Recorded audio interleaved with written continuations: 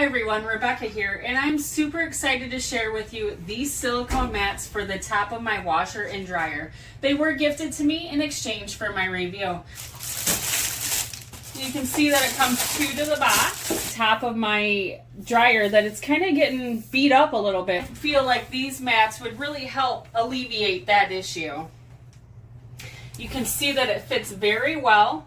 It also has a lip, so on my washer, I put my detergent out and my softener and my bleach, and that lip would really help if something was to spill. It would be an easy cleanup. I can tell that these mats are made of a very durable, thick silicone.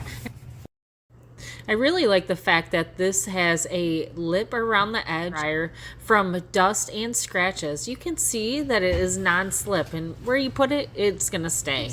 Now, these mats are extra large, and they do measure almost 26 inches by almost 24 inches. Now, these will be very easy to wipe down if you need. These are great silicone mats for your washer and dryer, and I do suggest them. See you guys next time.